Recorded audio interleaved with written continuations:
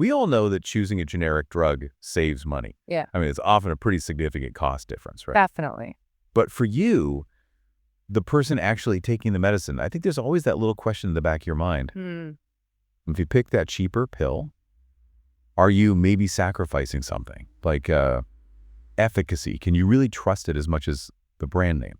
It's such a fundamental question in modern medicine, really, and it forces us to look beyond just the price tag, you know? We need to dive into what equivalence actually means, both scientifically and from a regulatory standpoint. Right. Officially, if you look at regulatory bodies like Japan's PMDA, that's the Pharmaceuticals and Medical Devices Agency, well, once a generic is approved, it's publicly treated as a direct equivalent. So legally, the only difference is meant to be the cost. Legally, yes, that's the official line. Okay, let's unpack that. Our mission today for this deep dive is to really dig into your sources on pharmaceutical equivalence. We want to figure out what the same truly means from, say, the lab bench all the way to how that pill actually behaves inside your body. Precisely. And to do that, we really have to start with the originator companies, the ones who develop the drug first. And how they protect their huge investments in research and development. Exactly. That's where the patent system comes in. Right, the patents. Originators spend years, maybe decades, developing a drug, proving it works, proving it's safe. Then they get these really valuable substance patents on the active ingredient itself. And that patent guarantees them exclusive sales for a certain period. It's what fuels the innovation, really. Makes sense. But once that patent clock runs out, the market opens up. That's when generic manufacturers can step in.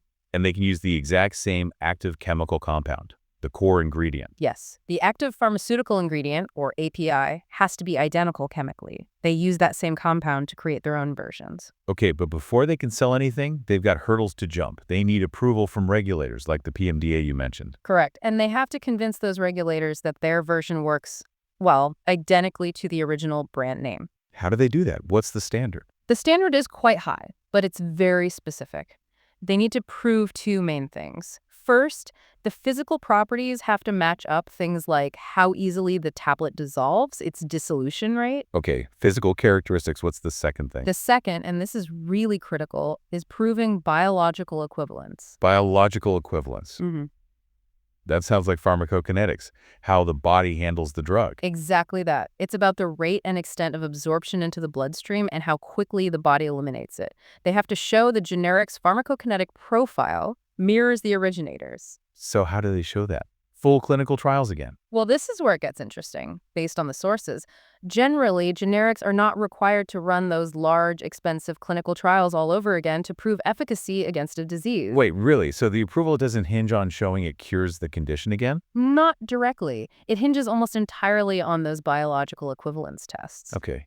How extensive are those tests then? They typically involve comparing the drug's action in a relatively small group of healthy volunteers.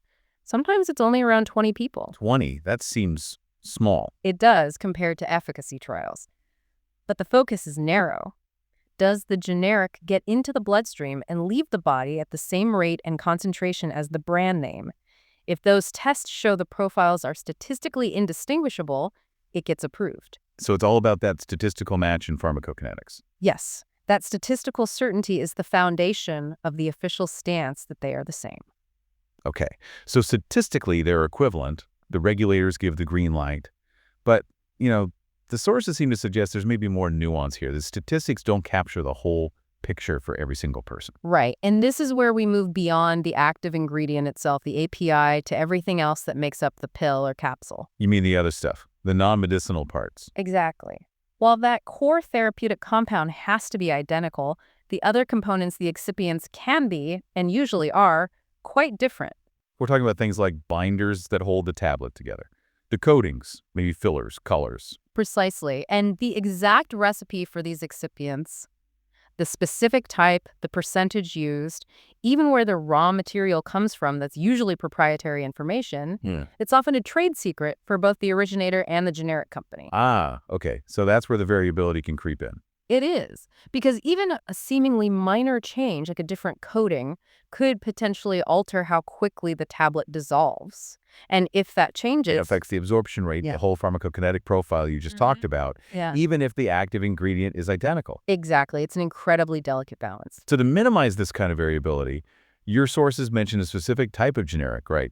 Authorized generics, AGs. Yes, AGs are an interesting category. They're essentially the gold standard when it comes to being identical to the brand. How so? Because these are generics that the originator manufacturer explicitly authorizes, often they're made using the exact same formulation, the same excipients, the same recipe, and sometimes even on the same manufacturing lines as the brand name product. So they are, for all intents and purposes, the same pill, just in a different box. Pretty much the closest you can get. Although, interestingly, the sources note that even with AGs, slight variations in biological equivalence could still potentially occur if, say, the manufacturer changes the supplier for one of the raw materials. Wow, it's really that sensitive.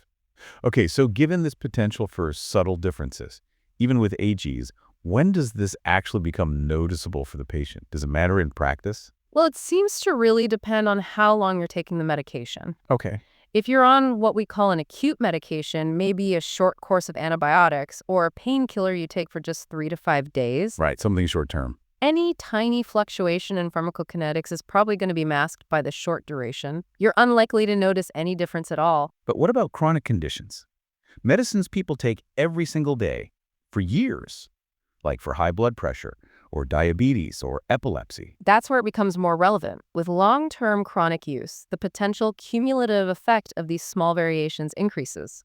And that's when doctors sometimes hear patients report that they feel a difference, maybe in effectiveness or side effects, when they switch between different generic versions or from the brand to a generic. So the longer you're exposed, the more likely you might be to perceive a subtle difference if the processing speed in your body changes just slightly due to those excipients or maybe a supplier change. That seems to be the pattern, yes. The duration of exposure really is key. This whole discussion sometimes feeds into a perception, doesn't it? Yeah. That generics are just, well, cheaper, maybe slightly inferior copies. It can, yes. But we need to challenge that a bit, because the sources also point out that generic manufacturers aren't just copying, they often actively innovate and introduce real improvements. Absolutely. They're not just passive copycats. They're often competing to make a better product in some ways.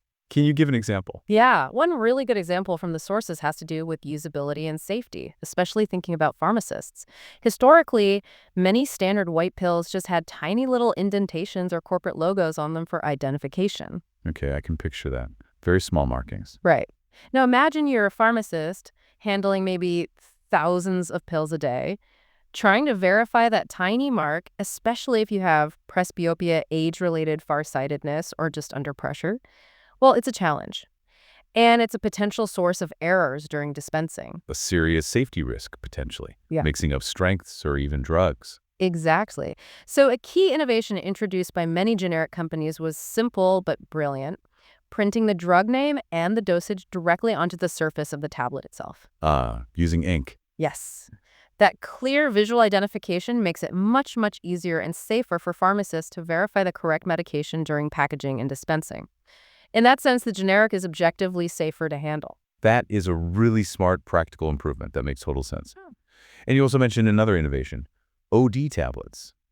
Orally disintegrating tablets. Yes, OD tablets. These are designed to dissolve very quickly right in your mouth, often in seconds, without needing water to swallow them. That sounds convenient, sure. Mm-hmm. But you said there was a deeper reason, a cultural context. There is, and it's quite fascinating. It relates to how people typically take pills in different parts of the world.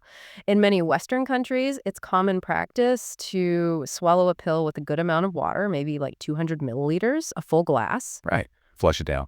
But the sources note that in some regions, including Japan, for instance, it's more common for people to take medicine with just a very small sip of water, just enough to wet the throat, basically. Okay, and what's the implication of using just a tiny bit of water? Well, with only a small sip, the pill might not get propelled all the way down the esophagus quickly.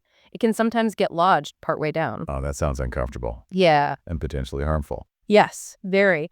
If a pill gets stuck and starts dissolving slowly in the esophagus lining, it can cause quite severe irritation and even painful ulcers. So, offering an OD tablet that dissolves almost instantly in the mouth bypasses that risk entirely. So it's not just about convenience, it's a genuine safety improvement, addressing a specific risk tied to regional habits. Exactly. And in situations like that, a generic manufacturer offering an OD version when the originator only offers a standard tablet is providing a genuinely superior product feature for those patients. That really flips the script on the idea of generics just being copies. Uh-huh. Okay, let's go even deeper now, down to the molecular level, because the sources talk about something called polymorphism. Ah, yes. Polymorphism. This is where material science gets really fascinating in pharmaceuticals. What is it exactly? Okay, so polymorphism happens when the active ingredient, the chemical compound itself, is identical, but the molecules arrange themselves into different crystal structures, different physical shapes at the microscopic level. So the chemical formula is the same,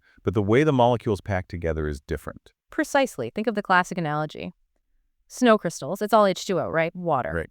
But water molecules can crystallize into beautiful hexagonal snowflakes, or maybe needle-like shapes, or just sort of formless lumps of ice. Same chemistry, H2O, but very different physical forms. Okay, I get the analogy. How does that apply to drugs? Why does the crystal shape matter? Well, that structural difference, that specific polymorph, can profoundly affect really crucial properties of the drug powder. Like what? Like its dissolution rate, how quickly it dissolves in fluid, also its stability, how well it holds up under humidity or over time.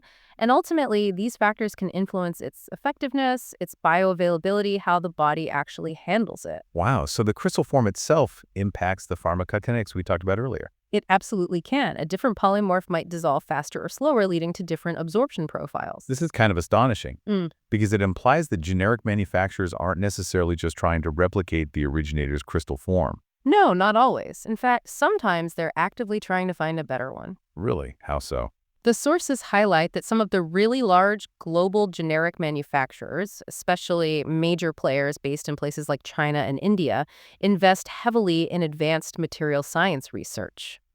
They specifically look for polymorphs of an existing drug's active ingredient that might be, say, more stable or easier to handle in manufacturing, or maybe have improved dissolution characteristics compared to the form the originator company patented. And if they find a superior crystal form, They can actually secure their own patents on that specific novel crystal structure.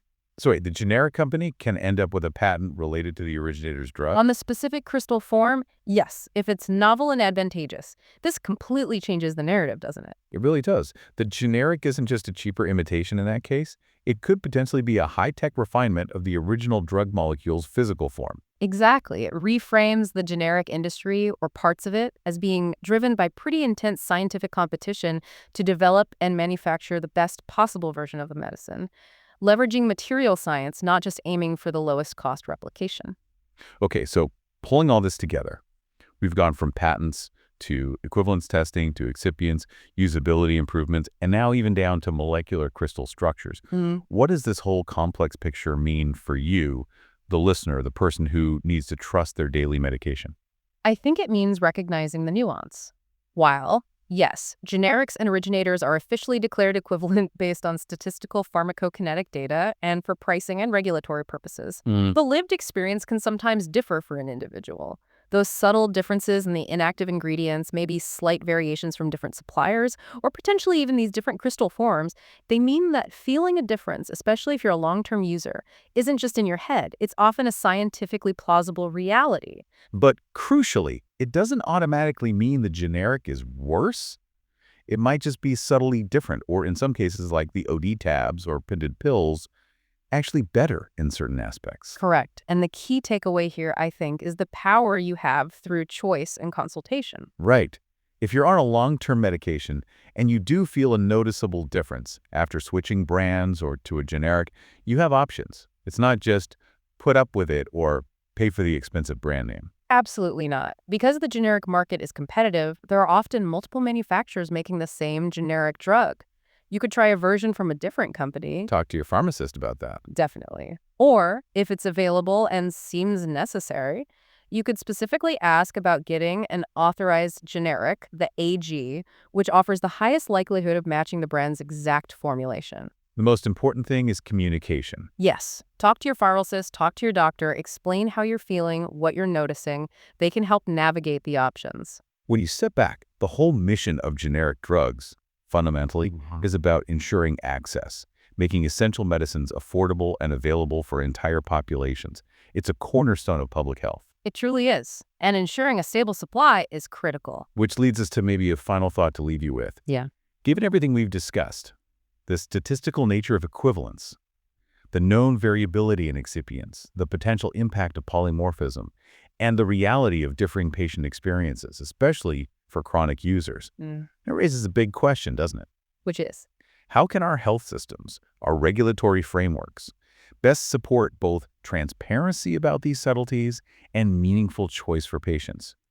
How do we build and maintain absolute trust in this essential medical backbone, balancing cost-effectiveness with the need for personalized confidence, particularly for those who rely on these medicines every day for years? That balance between system efficiency and individual trust? Yeah, that's a huge ongoing challenge. And maybe the next frontier for pharmacology and healthcare policy to really grapple with. Something to think about.